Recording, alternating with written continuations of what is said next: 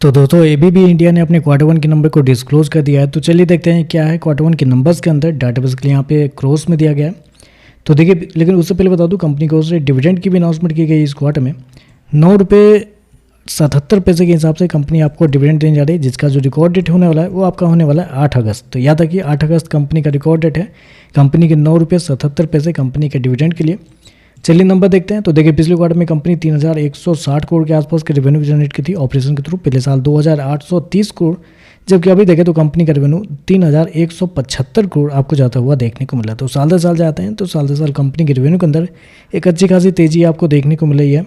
लगभग बोल सकते हैं आप 12% के आसपास का जंप है कंपनी के रेवेन्यू के अंदर साल दर साल। जबकि क्वार्टरली बेस पे जाते हैं तो क्वार्टरली बेस पे कंपनी का रेवेन्यू ऑलमोस्ट फ्लैट आपको देखने आधे % के आसपास की तेजी है, तो उसको फ्लैट ही बोलेंगे। तो क्वार्टरली बेस पे फ्लैट है, जबकि साल दर साल देखें तो एक अच्छी खासी तेजी आपको देखने को मिल रही है।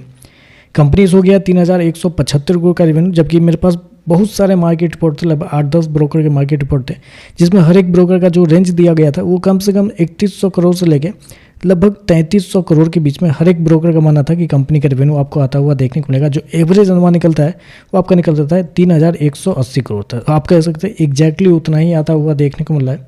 तो आप कह सकते हैं रेवेन्यू टोटली इन लाइन आपको देखने को मिल रहा है। चलिए खर्चे क्या है वो देखते हैं। तो देखिए पिछले क्वार्टर में 2615 करोड़ खर्च किए थे, पिछले साल 2322 करोड़, जबकि अभी देखें तो कंपनी का 2801 करोड़ आपको जाता हुआ देखने को मिल रहा है। यहाँ पे एक चीज़ थोड़ा सा गलत आपको देखने को मिला कि खर्चे आपको बहुत ज़्यादा आपको देखने को, मतलब रेवेन्यू 12% के आसपास का बढ़ा है साल दर साल, और खर्चे देखते हैं तो खर्चे लगभग 22% के आसपास आपको बढ़ते हुए देखने को मिला। तो कंपनी के खर्चे बहुत ज़्यादा इस क्वार्टर में आपको देखने को मिला है, जिसकी वजह से कंपनी के जो प्रॉफिट है वो थोड़ा सा इस क्वार्टर में स्ट्रगल करता हुआ देखने को मिला है। प्रॉफिट की बात करते हैं, पिछले क्वार्टर में 474 करोड़ का प्रॉफिट था, पिछले साल 443 करोड़, अभी देखें तो गिर के 351 करोड़ आपको जाता हुआ देखने को मिला। तो कंपनी के प्रॉफिट के अंदर देखें तो प्रॉफिट के अंदर एक बड़ी गिरावट आपको देखने को मिल रही है। लगभग बोल सकते हैं 21% की गिरावट आपको देखने को मिली, जबकि रेवेन्यू आपका 12% बढ़ा है साल दर साल। उसके बावजूद देखें तो 21% की गिरावट आपको देखने को मिली है साल दर साल।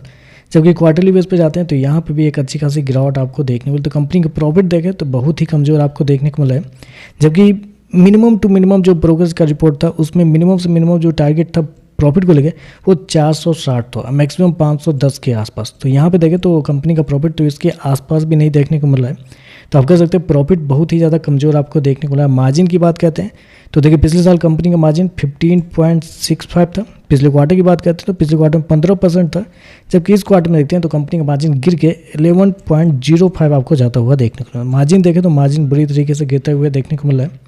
ईपीएस की बात करते हैं तो देखिए पिछले क्वार्टर में कंपनी का ईपीएस 22 रुपये के आसपास, पिछले साल 21 रुपये, अभी देखिए गिर के 16.5 रुपये का आपको देखने को मिल रहा है। तो ओवरऑल देखें तो नंबर कमजोरी आप कहेंगे। रेवेन्यू इनलाइन आपको देखने को मिला, प्रॉफिट के अंदर बड़ी गिरावट आपको देखने को मिला, एस्टीमेट से कमजोर देखने को मिला, मार्जिन के अंदर गिरावट है। तो ओवरऑल देखें तो नंबर थोड़े से कमजोर आप कर सकते हैं। बाकी देखते हैं मार्केट इस पर कैसे रिएक्ट करता है। आज के लिए बस इतना है। वीडियो पसंद आए तो लाइक कीजिएगा, साथ में साथ चैनल को सब्सक्राइब जरूर कीजिएगा। धन्यवाद।